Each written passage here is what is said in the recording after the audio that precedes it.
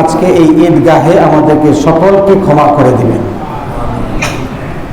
আজকের এই ঈদ উল ফিতর, এটা শাওয়ালের প্রথম তারিখ। শাওয়ালের প্রথম তারিখকে ঈদ উল ফিতর বলা হয়, আর জিলহজের দশম তারিখকে ঈদ উল আজহা বলা হয়। এই দুইটা উৎসব ঈদ আল্লাহ তাআলা আমাদেরকে দিলেন। কেন দিলেন? শুকরিয়া আদায়ের জন্য। মহান এক ইবাদত দিয়েছেন সিয়াম, সারা মাস এই ইবাদত পালনের সুযোগ দিলেন। এটা শুকরিয়া আদায়ের জন্যই আল্লাহ পাক ঈদ উল ফিতরের 2 রাকাত শুকরিয়ার আদায়ের নামাজ দিয়েছেন, 2 রাকাত শুকরিয়ার নামাজ দিয়েছেন। আর ঈদ উল আজহার নামাজটা কেন দিলেন? আল্লাহ তাআলার মহান হুকুম হজ, এই হজ পালন করার শুকরিয়া স্বরূপ 2 রাকাত ঈদ উল আজহার নামাজ দিয়েছেন শুকরিয়া স্বরূপ। তো এই দুটোটা ইবাদত ইমামে আযম আবু হানিফা রাহমাতুল্লাহ আলাইহির নিকট ওয়াজিব, অন্যান্য ইমামদের নিকট এই দুইটা ঈদের নামাজ সুন্নতে মুআক্কাদা। কিন্তু হানাফি মাযহাবে এই দুইটা ঈদের নামাজ ওয়াজিব। এই নামাজে পুরুষরা আসবে। আমাদের মাযহাবে পুরুষরা এই নামাজে একত্রিত হবে, উপস্থিত হবে, নারীরা আসবে না। নারীরা, এটা সকলের কাছেই, যে কোনো নামাজ ঘরে পড়া নারীদের জন্য উত্তম। এই জন্য ইমাম আবু হানিফা রাহমাতুল্লাহ আলাইহি বলেন যে ঈদের নামাজেও নারীরা ঈদগাহে আসবে না। কিন্তু অন্যান্য মাযহাবে নারীদের আসার হুকুম আছে, অনুমতি আছে, থাকলেও সব নারীদের না। কোনো কোনো মাযহাবে নারীদের ঈদগাহে আসার অনুমতি আছে, কিন্তু যুবতী নারী না, যারা বৃদ্ধ বয়স্কা, যাদের প্রতি পুরুষের লোলুপ দৃষ্টি পড়বে না, যাদের দ্বারা ফিতনার আশঙ্কা নাই, এই সমস্ত নারী, বয়স্কা নারী, তারা ঈদগাহে আসতে পারবে কোনো কোনো মাযহাব মতে। কিন্তু হানাফি মাযহাবে নারীরা ঈদগাহে আসবে না। যাই হোক, আল্লাহ রব্বুল আলামিন এই উম্মতে মুহাম্মদীকে যে সকল নেয়ামত দিয়েছেন, এই নেয়ামত সমূহের মধ্যে এই দুইটা ঈদ, এটা অন্যতম নেয়ামত। যেমনিভাবে এই ঈদ দুটি আমাদের জন্য উৎসব, অপরদিকে এই ঈদ দুটি আমাদের জন্য ইবাদত বটে। আবু দাউদ শরীফে হাদিস এসেছে যে এই ঈদ আসলো কিভাবে। আনাস রাদিয়াল্লাহু আনহু থেকে হাদিস বর্ণিত হয়েছে, কদিমা রাসূলুল্লাহ সাল্লাল্লাহু আলাইহি ওয়াসাল্লাম আল মদিনাতা, নবীজি যখন হিজরত করে মদিনায় আসলেন, ওয়ালাহুম ইয়াউমানি ইয়ালআবুনা ফীহিমা, নবীজি দেখলেন যে মদিনাবাসীরা 2টা দিন তারা উৎসব করে, আনন্দ করে, খেলাধুলা করে। নবীজি জিজ্ঞাসা করলেন, মা হাযানিল ইয়াউমান, এই 2টা দিন কি, যেই 2 দিনে তোমরা উৎসব করো, আনন্দ করো? তখন তারা উত্তর দিলেন যে জাহিলি যুগে আমরা এই দিনে, এই 2 দিনে আনন্দ করতাম, খেলাধুলা করতাম, উৎসব করতাম, এজন্য এখনো এই 2টা দিনে আমরা উৎসব করি। তখন নবীজি বললেন যে ওই 2টা দিন, যেই 2টা দিনে তোমরা উৎসব করো, এর পরিবর্তে আল্লাহ তাআলা তোমাদেরকে এর চেয়ে উত্তম আরো 2টা দিন দিয়েছেন উৎসবের জন্য। সেই 2টা দিন হলো, একটা ঈদ উল ফিতর আর একটা ঈদ উল আজহা। আলহামদুলিল্লাহ। তো এরপর থেকে ঈদ উল ফিতর আসলো। এখন কোন হিজরিতে আসছে, কোন হিজরি থেকে, কোন বছর থেকে এই ঈদ উল ফিতর, ঈদ উল আজহার সূচনা হয়েছে? তালখিসুল হাবির নামক কিতাব, ইমাম ইবনে হাজার আসকালানী রাহমাতুল্লাহ আলাইহি, উনি এই কিতাবের 5ম খণ্ডের 3 নম্বর পৃষ্ঠায় উল্লেখ করেছেন, আন্নাহু ফিস সানাতি থানিয়া মিনাল হিজরা, ঈদ উল ফিতর হিজরি 2য় বছরে শুরু হয়েছে। হিজরি 2য় বছরে, যে বছর রমজান আল্লাহ তাআলা ফরজ করলেন, রমজানের রোজা ফরজ করলেন, সে বছর থেকে ঈদ উল ফিতরের কি হয়েছে? সূচনা হয়েছে। আমার ভাইয়েরা, এই ঈদের দিন ঈদুল ফিতর এবং ঈদুল আজহা সম্পর্কে মুসনাদে আহমদের মধ্যে যে হাদিস উল্লেখ হয়েছে সেটা হলো ইন্না আযমাল আইয়ামি ইনদাল্লাহি ঈদুল ফিতরি ওয়া ঈদুল আজহা। আল্লাহ তাআলার কাছে সবচেয়ে প্রিয় দিন হলো ঈদুল ফিতর এবং ঈদুল আজহা। বলেন সুবহানাল্লাহ। এজন্যই এই রাতগুলো, এই ঈদের দিনের রাতগুলোর দামও আল্লাহর কাছে বেশি।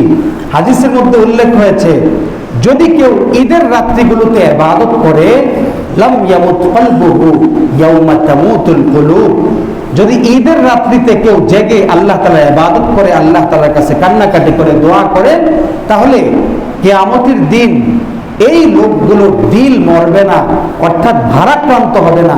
যে সময়ে মানুষ খুব ভীত সন্ত্রস্ত থাকবে, ঈদের রাত্রিতে যারা ইবাদত করবে তারা সেদিন কি হবে না, ভীত সন্ত্রস্ত হবে না। ইমাম শাফি রহমতুল্লাহ আলাইহি উম্মুল কিতাব নামক কিতাবে উল্লেখ করেছেন যে 5টি রাত সারা বছরে শ্রেষ্ঠ। হাদিসের মধ্যেও আছে এই 5টি রাতের মধ্যে 2টি রাত হলো 2 ঈদের রাত। বলেন সুবহানাল্লাহ। দামি এই ঈদের রাতগুলোও দামি আল্লাহ তাআলার কাছে, দিনগুলো আল্লাহ তাআলার কাছে অত্যন্ত দামি এবং প্রিয় আল্লাহ তাআলার কাছে। আমার ভাইয়েরা, অন্যান্য রিওয়ায়াতের মধ্যে উল্লেখ আছে ইমাম ইবনে রজব হাম্বলি রহমতুল্লাহ আলাইহি তিনি মাআরিফ কিতাবের মধ্যে লাতাইফুল মাআরিফ কিতাবে কিছু রিওয়ায়াত উল্লেখ করেছেন। সেই রিওয়ায়াতের একটা রিওয়ায়াত হলো আন্না সাইমিনা ইয়ারজিউনা মাগফুরান লাহুম ইয়াওমাল ফিতরি, ঈদুল ফিতরের দিন যারা রোজা রাখবে, রোজা রেখে তারপরে ঈদুল ফিতরের দিনে ঈদগাহে নামাজ পড়ার জন্য আসে, আল্লাহ তাআলা তাদেরকে গুনাহ থেকে পবিত্র করে তারপরে ঘরে ফিরিয়ে নেবেন। সুবহানাল্লাহ। এজন্য আজকের দিনের উৎসব আনন্দ, আজকের এই নামাজ তাদের জন্যই যারা পুরা মাস রোজা রেখেছে। যারা রোজা রাখেনি, যারা আল্লাহর হুকুম পালন করেনি, তাদের জন্য উৎসব নয়। তাদের জন্য এই দিনে কোনো আপনার আল্লাহর পক্ষ থেকে কোনো সুসংবাদ নেই, ক্ষমার কোনো সুসংবাদ নেই, কোনো পুরস্কারের সুসংবাদ নেই। যারা আল্লাহর হুকুম পালন করেন, যারা করেছে তাদের জন্য ক্ষমার সুসংবাদ রয়েছে। অন্য রিওয়ায়াতের মধ্যে আছে আল্লাহ তাআলা এই দিনে যারা ঈদগাহে আসছেন আপনারা ডেকে ডেকে বলে, ও বান্দারা সারা মাস রোজা রেখেছো, রাত্রি বেলায় আমার কিয়াম করেছো, নামাজ পড়েছো, তারাবি পড়েছো, তাহাজ্জুদ পড়েছো, ও বান্দারা যাও এই বরকতে তোমাদেরকে ক্ষমা করে দিলাম। বাইহাকি শরীফের মধ্যে হাদিস বর্ণিত হয়েছে যে ইযা কানা লাইলাতুল কদরি নাযালা জিবরাঈলু ফি কুবকুবাতিন মিনাল মালায়েকা ফায়ুসাল্লুনা আলা কুল্লি কাইমিন আও কাঈদিন ইয়াযকুরুল্লাহ আযজা ওয়া জাল্লা। যখন লাইলাতুল কদর আসে, জিবরাইল আলাইহিস সালাম ফেরেশতাদের বিশাল এক জামাত নিয়ে দুনিয়াতে আসে, যারা ইবাদতে লিপ্ত থাকে, বসে হোক দাঁড়িয়ে হোক ইবাদতে লিপ্ত থাকে। তো ওই ফেরেশতারা তাদের জন্য আল্লাহ তাআলার কাছে রহমতের দোয়া করতে থাকে। ওয়াইদা কানা ঈদুল ফিতরি, আর যখন ঈদুল ফিতর আসে তখন বাহা বিহিম মালায়েকা, আল্লাহ তাআলা ফেরেশতাদেরকে নিয়ে, ফেরেশতাদের সামনে এই রোজাদারদেরকে নিয়ে আপনার কি করতে থাকে, ফেরেশতাদের সামনে আল্লাহ তাআলা গর্ব করতে থাকে যে ও আমার ফেরেশতারা শোনো, যদি কোনো শ্রমিক, কোনো মজদুর সে তার কাজকে ঠিকভাবে আদায় করে, তার যে দায়িত্ব ছিল এই দায়িত্ব সুন্দরভাবে সে পালন করে, তাহলে তার পারিশ্রমিক, তার মজুরি কি হতে পারে? ফেরেশতাদেরকে আল্লাহ জিজ্ঞাসা করেন। ফেরেশতারা বলে, আল্লাহ তো তার তো উচিত হবে তো তাকে পরিপূর্ণ মজুরি দিয়ে দেওয়া, পরিপূর্ণ পারিশ্রমিকটা দিয়ে দেওয়া, এটাই উচিত হবে। তখন আল্লাহ তাআলা এই ফেরেশতাদেরকে বলেন, ও ফেরেশতারা, আমার এই বান্দারা তাদের উপর অর্পিত দায়িত্ব সম্পূর্ণভাবে পালন করেছে, তারা সম্পূর্ণভাবে তাদের উপর অর্পিত দায়িত্ব তারা পালন করেছে। তো আমার পক্ষ থেকে ঘোষণা হলো, তারা তো আমার কাছে আজকে অনেক কিছু চাবে, চাইতে চাইতে ঈদগাহে আসতেছে, যা কিছু চাবে আমি সব কিছু তাদেরকে দিয়ে দেব। এরপরে আল্লাহ তাআলা এই বান্দাদেরকে ডেকে বলেন, ও বান্দারা, ও বান্দারা, শুনে রাখো, আমি তোমাদের গুনাহগুলো মাফ করে দিলাম। শুধু মাফ করলাম না, গুনাহের জায়গায় নেকি দ্বারা ভরপুর করে দিলাম। সুবহানাল্লাহ। আল্লাহ পাক যেন আমাদের সকলকে এই সমস্ত লোকদের অন্তর্ভুক্ত করেন, বলেন আমিন। আমার ভাইরা, তো এজন্য ক্ষমা তো তাদের জন্যই যারা সারা মাস আল্লাহর হুকুম পালন করেছে। যারা আল্লাহর হুকুম পালন করবে না, তাদের জন্য কোনো উৎসব নাই, তাদের জন্য কোনো আনন্দ নাই, তাদের জন্য আখিরাতে আনন্দ নাই। আখিরাতে তো সে মহান বিপদের সম্মুখীন হবেনি, আর দুনিয়াতেও যে আনন্দের কথা আছে, এই আনন্দের মধ্যেও আল্লাহ তাআলার পক্ষ থেকে যেই কথা, রাসূলের পক্ষ থেকে যেই কথা, সেটা হলো আমার হুকুম পালন না করলে, রবের হুকুম পালন না করলে তোমার জন্য কিসের উৎসব, তোমার জন্য কিসের আনন্দ? আমার ভাইয়েরা, এজন্য আল্লাহ তাআলার কাছে আমরা কায়মন বাক্যে ক্ষমা চাবো, আল্লাহ তাআলার কাছে মাফ চাবো। আল্লাহ তাআলা যেন আমাদের বিগত জীবনের সমস্ত গুনাহ মাফ করেন, এবং এই ওয়াদাবদ্ধ হতে হবে আজকে যে বাকি হায়াত আমার যতদিন বাকি আছে, আল্লাহর হুকুম অনুযায়ী আমার জিন্দেগি আমি পরিচালনা করব।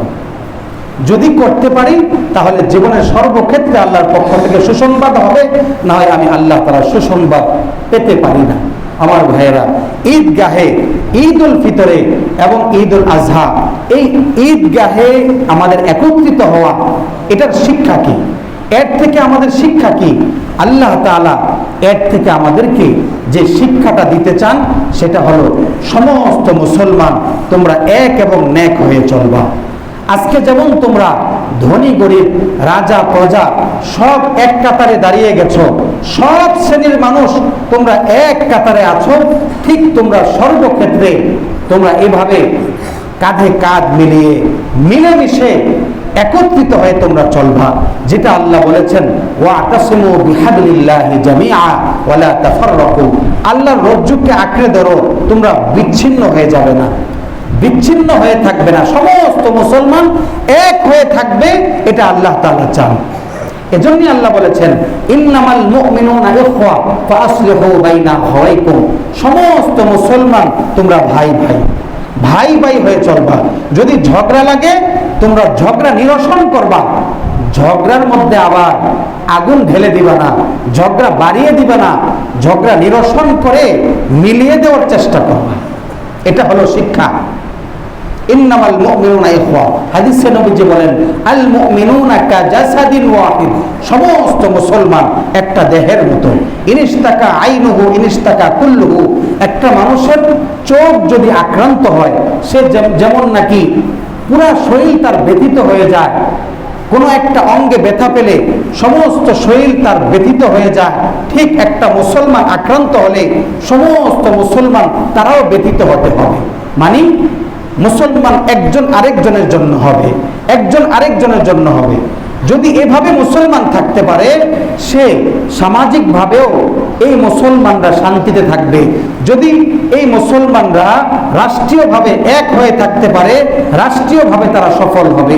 এই মুসলমানরা যদি আন্তর্জাতিকভাবে এভাবে একত্রিত হয়ে চলতে পারে, এক এবং নেক হয়ে চলতে পারে, আন্তর্জাতিকভাবেও আল্লাহ তাদেরকে সফলতা দান করবে। কিন্তু দুঃখের বিষয় হলো, আজকে মুসলমানরা মিলেমিশে চলে না। মুসলমান ভাইয়ে ভাইয়ে মারামারি, হ্যাঁ, বাবা সন্তান মারামারি, চাচা ভাতিজা মারামারি, পাড়া প্রতিবেশী একত্রিত হয়ে চলে না, একজন আরেকজনকে দেখতে পারে না। এটা সে ইসলামের শিক্ষা নয়। ঈদগাহে এই একত্রিত হওয়ার যে শিক্ষা, আজকে সবাই এই ঈদগাহে একত্রিত হয়ে যে নামাজ পড়বো, এটা শিক্ষা হলো তোমরা জীবনের সব ক্ষেত্রে আমার জন্য, আমি আল্লাহর জন্য পরস্পরকে ভালোবাসবা, এক হয়ে মৃত্যু পর্যন্ত চলবা। এটা হলো এই ঈদুল ফিতরের শিক্ষা। আমার ভাইয়েরা, উৎসব আল্লাহ তাআলা মুসলমানদেরকে দিয়েছেন। তৃতীয় নম্বর যেই কথা, সেটা হলো উৎসব আনন্দ। ইসলাম এ কথা বলে না যে মুসলমান মন খারাপ করে থাকবে, আনন্দ করবে না, উৎসব করবে না। ইসলাম এটা কিন্তু বলে না। ইসলাম বলে উৎসব করবে, তোমাদের মন যেন ভালো থাকে, গোমরা মুখ করে মন খারাপ করে থাকা এটা ইসলাম বলে না, বরং হাসি খুশি থাকো, কিন্তু সেই হাসি খুশিটা আনন্দটা যেন শরীয়ত সম্মত ভাবে হয়, আল্লাহর হুকুম লঙ্ঘন করে যেন না হয়। রাসূলুল্লাহ বলেন সাল্লাল্লাহু আলাইহি ওয়াসাল্লাম কানা মুতাবাসসিমান, হাদিসে আছে নবীজি মুচকি হাসি দিয়ে সব সময় চলতেন, মন ভালো রাখতেন, মুচকি হাসি দিয়ে নবীজি চলতেন। নবীজি সাহাবায়ে কেরামকে নিয়ে আনন্দ করতেন। হাদিসের মধ্যে আছে এক সাহাবী নবীজিকে অনেক ভালোবাসতো, কিন্তু সাহাবীটা ছিল গ্রাম্য সাহাবী, গ্রামে থাকতো। আছে না, আমরা শহরে বাস করি, অনেক মানুষ যারা আমাদেরকে ভালোবাসে তারা গ্রামে থাকে। নবীজিকে ভালোবাসতো, ওই সাহাবী থাকতো গ্রামে। যখনই নবীজির কাছে আসতো, গ্রাম থেকে কিছু শস্য সবজি, গ্রামের কিছু জিনিস নবীজির জন্য নিয়ে আসতো, ভালোবেসে নবীজিকে হাদিয়া দিত। একবার নবীজি বাজারে গেলেন, ওই সাহাবীও বাজারে, তো নবীজি ওই সাহাবীকে পিছন দিক থেকে এভাবে ধরছেন। এরকম ধরি না আমরা, অনেককে বন্ধু বান্ধবকে মহব্বত করে ধরি, নবীজি এভাবে ধরছেন। তো ওই সাহাবী বুঝতে পারে নাই, তো এভাবে ভালো করে চেপে ধরলে তো সে নাড়াচাড়া দিতে থাকে, কে না কে ধরলো, এই কে ধরছো কে ধরছো এরকম বলতেছে। হঠাৎ তাকিয়ে দেখেন নবীজি, রসুল দেখার সাথে সাথে হতভম্ব হয়ে গেছে, থতবত হয়ে গেছে, কিনা রসুল ধরছে আমাকে এভাবে, অনেক খুশি হয়ে গেছে, আবার ভয়ও পেয়ে গেছে। তখন নবীজি বললেন, এভাবে ধরে বলতেছেন, কে আসো এই গোলামটাকে কিনবা, এই গোলামকে কিনবা, দুষ্টামি এমনি মানে মজাক করতেছে, এই গোলামকে কে কিনবা, আছো কেউ? তখন সাহাবী বলতেছে, ইয়া রাসূলুল্লাহ, আমি দেখতে অনেক কালো কুৎসিত, দেখতে ভালো দেখা যায় না, আমাকে কে কিনবে? নবীজি বললেন, ও সাহাবী শোনো, একটু মজাক করে এটা দামি কথা বললেন, ও সাহাবী শোনো, তুমি দেখতে বাহ্যিকভাবে অসুন্দর হলেও আল্লাহর কাছে তুমি অনেক দামি। সুবহানাল্লাহ, এটাই হলো আসল বিষয়, যে দেখতে মানুষ যাই হোক না কেন আল্লাহর কাছে দামি হওয়া, এটাই হলো আসল বিষয়, এটা হলো আসল বিষয়। বেলালে হাবশি দেখতে খুব সুন্দর ছিল না, কুৎসিত ছিল, কিন্তু বেলালের পায়ের আওয়াজ নবীজি মেরাজে গিয়ে 7 আসমানের উপরে শুনেছেন। সুবহানাল্লাহ, দামি হতে হবে আল্লাহর কাছে, আল্লাহর কাছে দামি হতে হবে, দুনিয়া আখিরাতে তাহলে সফলতা লাভ করা যাবে। তো বলছিলাম নবীজি আনন্দ করতেন সাহাবীদেরকে নিয়েও। এক ছোট্ট বাচ্চা ছিল, যার একটা পাখি, হ্যাঁ, এই পাখিটা আপনার হঠাৎ মরে গেছে। তখন ওই বাচ্চাটার নাম ছিল আবু উমায়ের, বলতেছে, ইয়া আবা উমায়ের মা ফাআলান নুগায়ের, হ্যাঁ, আনন্দ করে বলতেছে, ও বাবু তোমার ওই বাচ্চাটা কোথায়, কিছুদিন আগে তোমার কাছে দেখেছিলাম, এখন এটা কি হলো, হ্যাঁ কি হলো? এভাবে বাচ্চাদেরকে নিয়ে নবীজি আনন্দ করতেন, বৃদ্ধদেরকে নিয়ে নবীজি আনন্দ করতেন, কিন্তু এমন ভাবে আনন্দ করতেন যাতে কষ্ট না পায় কেউ, এবং এখানে মিথ্যা না হয়, ধোঁকা না হয়, এভাবে আনন্দ করতেন। তো ইসলাম বলেছে আনন্দ করবা, কিন্তু কি উপায়ে? শরীয়ত সম্মত উপায়। শরীয়ত বিরোধী কোনো কাজ করে আনন্দ করা যাবে না। যেমন নাকি অনেকে আছেন ঈদের নামাজ পড়ে ঘরে গিয়ে নাটক দেখবেন, সিনেমা দেখবেন, গান শুনবেন, সকালে ফজরের পর থেকেই কিছু কিছু বাসায় গান বাজানো শুরু হয়ে গিয়েছে, ডেক সেট বাজানো শুরু হয়ে গিয়েছে। তো এটা কেমন কাজ? হাদিসে আসছে, মান সামা রমাজান, কেউ যদি রমজান মাসে রোজা রাখে এবং মনে মনে দৃঢ় প্রতিজ্ঞা করে রমজানের পরে অন্যায় কাজ করবে না, যদি এইভাবে রমজানের রোজা রেখে তারপরে ঈদগাহে আসে যে আর অন্যায় কাজ করবে না, তাহলে নবীজি বলেন সে বিনা হিসাবে জান্নাতে প্রবেশ করবে। অপরদিকে কেউ যদি এই নিয়ত অন্তরে রাখে যে রমজান মাসে তো অন্যায় করতে পারি নাই, এবং ঈদগাহ থেকে নামাজ পড়ে গিয়ে শুরু করবো আবার, এই নিয়ত যদি করে, তাহলে আল্লাহ পাক তার রোজাও কবুল করবেন না। বলেন নাউজুবিল্লাহ। খুব মারাত্মক বিষয়। ঈদের নামে নাটক বের হয়, ঈদের নামে সিনেমা বের হয়, এটা বড় মারাত্মক বিষয়। ঈদ মুসলমানদের এটা ইবাদত, এই উৎসবটা ইবাদত, এই ইবাদতের নামে কেন নাটক বের হবে? এই ইবাদতের নাম দিয়ে কেন সিনেমা বের হবে, যে সিনেমার মধ্যে অশ্লীলতার কোনো শেষ নাই, শুধু অশ্লীলতা, কবিরা গুনাহে ভরপুর যে সিনেমা নাম দেওয়া হয় ঈদের সিনেমা। নাউজুবিল্লাহ।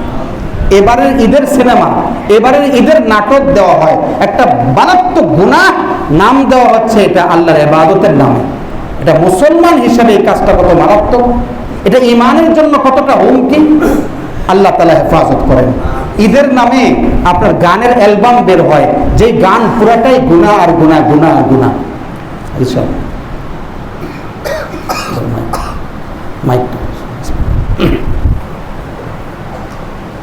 তো এই অন্যায়ের মাধ্যমে উৎসব করা যাবে না। যদি অন্যায়ের মাধ্যমে আমরা